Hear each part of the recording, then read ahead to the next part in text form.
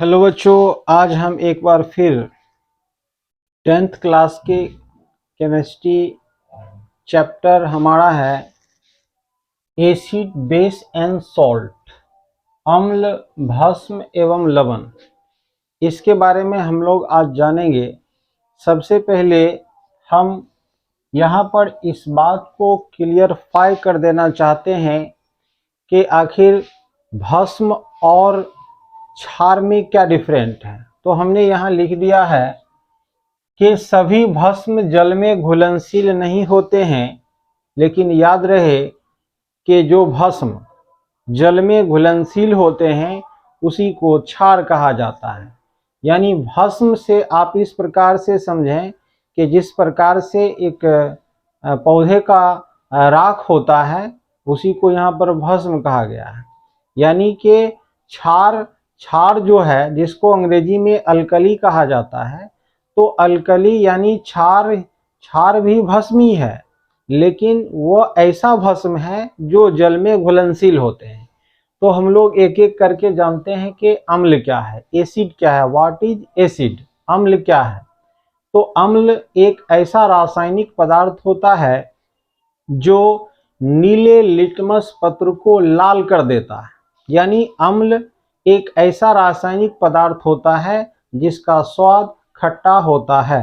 तो इस प्रकार से हम लोग इसके परिभाषा के बारे में किताबों में पढ़ते हैं। दूसरी बात यह है कि हम इसकी एक जांच एक टेस्ट के माध्यम से जानते हैं कि आखिर अम्ल रासायनिक पदार्थ ऐसा है जो नीले लिटमस पत्र को लाल करने का काम करता है या नहीं करता है। जैसे हमारे हाथों में एक नीले रंग का लिटमस पत्र है और दूसरे हाथों में हम एक छोटा सा बीकर लिया है और इस बीकर में हमने एसिटिक एसिड का विलयन लिया है।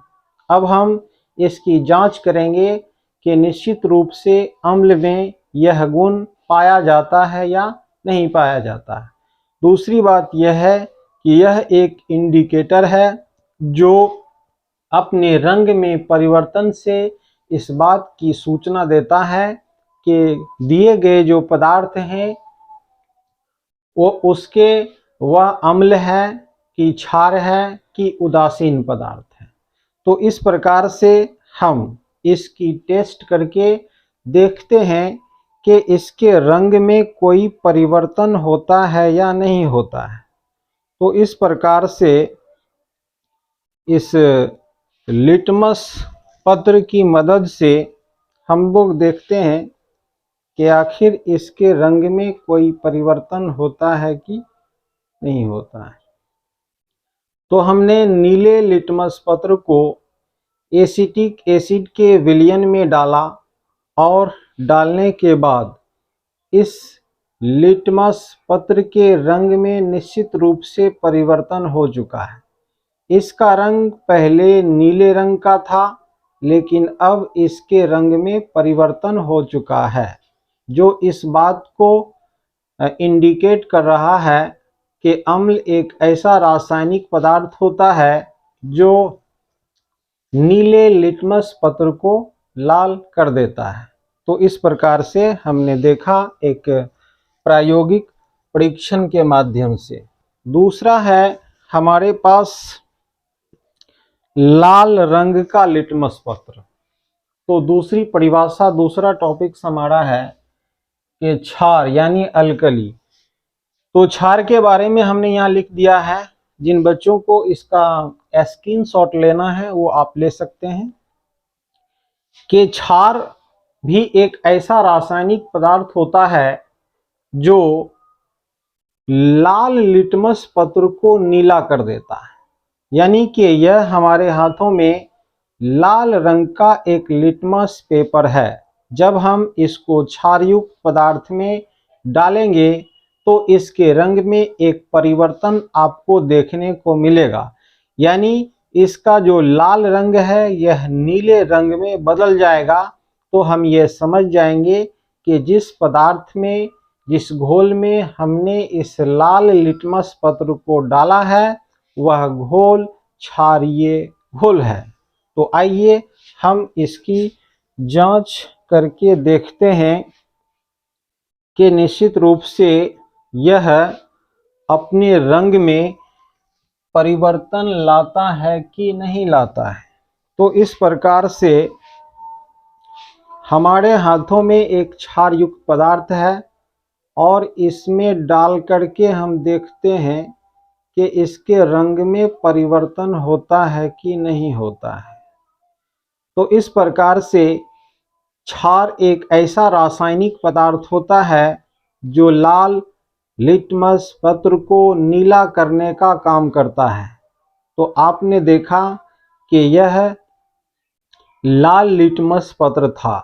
जब हमने इसको एक क्षारयुक्त पदार्थ में डाला तो इसके रंग में परिवर्तन हो चुका है, जो इस बात को इंडिकेट करता है, इस बात की सूचना देता है कि निश्चित रूप से क्षार एक ऐसा रासायनिक पदार्थ होता है जिसमें लाल लिटमस पत्र को डालने से वह लाल लिटमस पत्र को नीला कर देता है।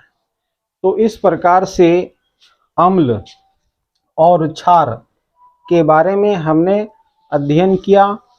और तीसरा हमारा टॉपिक्स है लवण यानी सॉल्ट।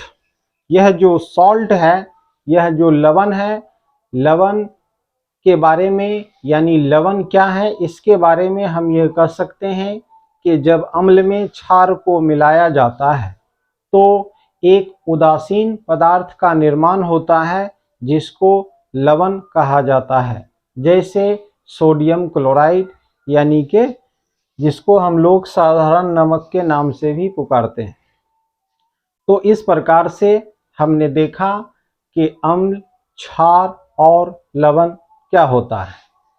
तो हमारे टॉपिक्स का जो हल है यहीं पर समाप्त होता है। हम अगले टॉपिक्स को लेकर फिर आपके बीच आएंगे।